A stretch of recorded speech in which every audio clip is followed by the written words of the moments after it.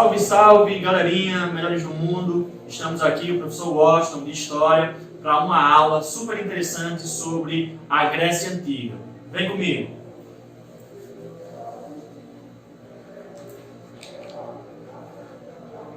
Veja bem, a Grécia Antiga é dividida, a sua história, em 5 grandes momentos. Período pré-homérico e homérico, como você pode ver na sua tela agora.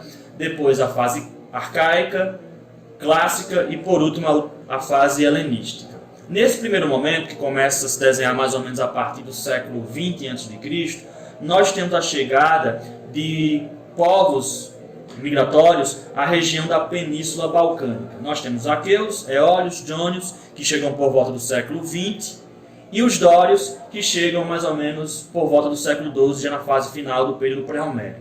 Chamou-se atenção para duas civilizações que aparecem em destaque nesse momento, que é a civilização minoica e a civilização micênica. Esse primeiro povo, os minoicos, situados na ilha de Creta, tem a sua sede de poder no palácio de Knossos. De lá, o rei Minos, o grande representante dessa civilização, comanda o mar Egeu. Veja bem, os micênicos vão ser tributários, vão ser dominados nesse primeiro momento pela civilização cretense, vão pagar tributos a ele, tá bom? E em seguida, mais ou menos por volta do século XVIII, XVII a.C., nós vemos que finalmente os micênicos saem de jugo da civilização cretense e vira esse domínio. E os mitos, eles acabam servindo para justificar e explicar muito da história dessa civilização, que era muito voltada para as práticas religiosas. Então vejam só, é contado então para nós o mito do Minotauro, a mulher do rei Minos deu origem a esse ser, o Minotauro, que tinha o corpo humano, mas a cabeça de um touro. E esse Minotauro foi colocado num labirinto, e lá ele recebia sacrifícios humanos a cada 9 anos, que vinham de Micenas e de Atenas. Só que chegou um momento em que Teseu veio entre esses jovens e mata o Minotauro. Então, quando Micenas é dominada, finalmente vira esse cativeiro aí, Teseu vai simbolizar esse momento, esse semideus vai simbolizar esse momento de virada dos micênicos. Já no final desse período, por volta do século XII a.C., nós temos o quarto povo importante que chega à região, que são os dórios. Esse povo muito voltado para as práticas militares, não muito dados à cultura, vão levar a um período de obscuridade na Grécia Antiga. Eles não são muito voltados para a prática da literatura, da escrita, não conhecem muito bem. Então a Grécia é inserida nesse contexto aí de obscuridade, nesse contexto. Já o período seguinte, gente, ele diz respeito ao período homérico, que se inicia com o século XII a.C., se estendendo até o século VIII. Vejam bem, esse período ganhou o nome de período homérico em homenagem a Homero, poeta cego grego, que teria escrito supostamente 2 grandes obras: a Ilíada, que conta a guerra de Troia, tá bom?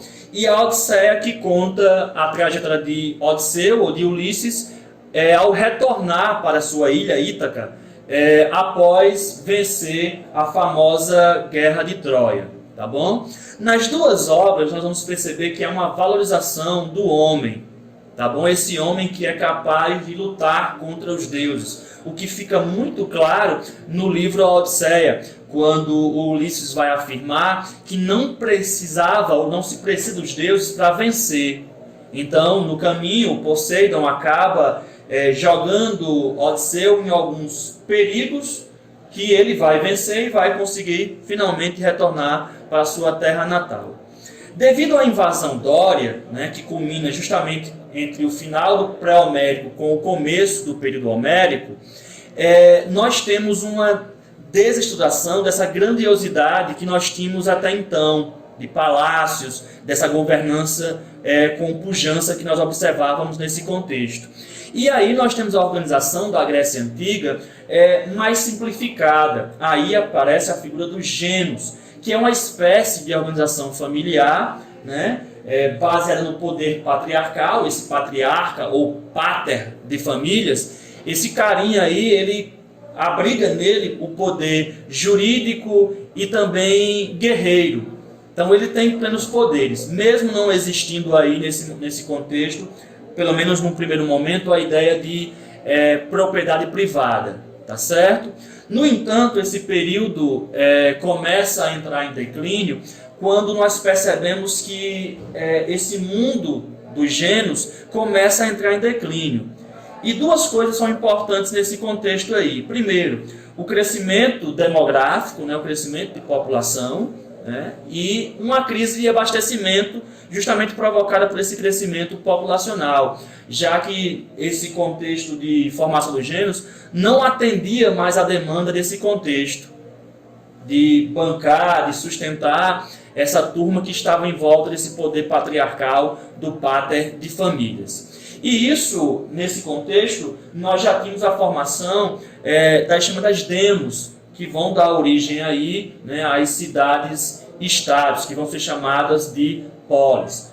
Essas cidades-estados têm o poder de decisão. Os gregos são gregos porque possuem os mesmos hábitos, os mesmos costumes, a mesma língua, mas são diferentes na administração política.